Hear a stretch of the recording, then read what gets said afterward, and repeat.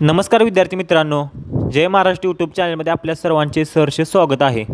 राज्यातील 17 वैद्यकीय महाविद्यालय व संलग्न रुग्णालयाच्या सुरक्षेसाठी सुरक्षारक्षक पुरवण्यासाठी शासनामार्फत मान्यता देण्यात आलेली आहे।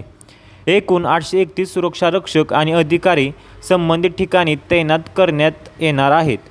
वैद्यकीय महाविद्यालय व संलग्न रुग्णालयातील विद्यार्थी, अध्यापक वर्ग, परिचर्या संवर्ग, अधिकारी व कर्मचारी, रुग्ण व रुग्णांचे नातेवाईक तसेच संस्थेमधील यंत्रसामग्री, फर्निचर व इतर सर्व मालमत्तेचे संरक्षण करण्यासाठी सुरक्षारक्षक पुरवण्यात येणार आहेत आणि त्याबद्दल शासन निर्णयाला 25 जुलैला मान्यता देण्यात आलेली आहे।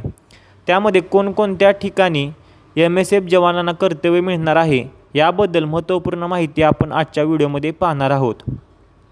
ही संपूर्ण माहिती जाणून घेण्यासाठी व्हिडिओ स्किप न करता पहा आणि चॅनेलवर नवीन आला असाल तर चॅनेलला सबस्क्राईब नक्की करा। महाराष्ट्र राज्यात असणाऱ्या शासकीय वैद्यकीय महाविद्यालय व रुग्णालय याच्या सुरक्षेसाठी बाह्य यंत्रणेद्वारे सुरक्षा पुरवण्यात येणार आहे। त्यासाठी 30 कोटींच्या वार्षिक खर्चास मान्यता देण्यात आलेली आहे। 17 पैकी एकूण 8 आस्थापनांमध्ये महाराष्ट्र राज्य सुरक्षा महामंडळ म्हणजेच MSF मार्फत सुरक्षा पुरवण्यात येणार आहे।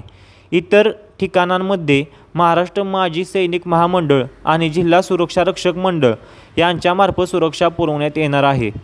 शासन निर्णयामध्ये ज्या ठिकाणी MSF मार्फत सुरक्षा पुरवण्यात येणार आहे तेथे आधीपासूनच MSF जवान तैनात आहेत। आता त्या ठिकाणी मनुष्यबळ वाढवण्यात येणार आहे। विलासराव देशमुख शासकीय वैद्यकीय महाविद्यालय रुग्णालय अतिविशेष उपचार रुग्णालय लातूर या ठिकाणी एकूण 179 सुरक्षा कर्मचारी व अधिकारी MSF मार्फत पुरवण्यात येणार आहेत। शासकीय वैद्यकीय महाविद्यालय व रुग्णालय अकोला या ठिकाणी 94, इंदिरा गांधी शासकीय वैद्यकीय महाविद्यालय व रुग्णालय नागपूर या ठिकाणी एकूण 41, तर शासकीय वैद्यकीय महाविद्यालय व रुग्णालय गोंदिया या ठिकाणी एकूण 102 सुरक्षाकर्मी आणि अधिकारी तैनात करण्यात येणार आहेत। शासन निर्णयामध्ये पुरवण्यात येणाऱ्या एकूण 831 सुरक्षारक्षकांमध्ये एकूण 416 MSF सुरक्षाकर्मींचा समावेश आहे। MSFमध्ये कार्यरत असणाऱ्या अनेक सुरक्षाकर्मींना यामुळे जिल्हा बदली मिळणे शक्य होणार आहे। लातूर, नागपूर, अकोला आणि गोंदिया या जिल्ह्यांसाठी जुन्या सुरक्षाकर्मींना लवकरच जिल्हा बदली मिळणार आहे। संबंधित जिल्ह्यांपैकी तुम्ही कोणत्या जिल्हा बदलीसाठी ऑनलाईन अर्ज केला आहे हे कमेंट करून नक्की कळवा। काही तांत्रिक कारणाने आपण एका महिन्यापेक्षा जास्त काळ चॅनेलवर व्हिडिओ अपलोड केली नव्हती, तरी देखील इथून पुढे ज्या महत्त्वपूर्ण अपडेट येत राहतील तेव्हा आपल्या चॅनेलमार्फत व्हिडिओ अपलोड केली जाईल। व्हिडिओ आवडल्यास लाईक आणि शेअर करायला विसरू नका।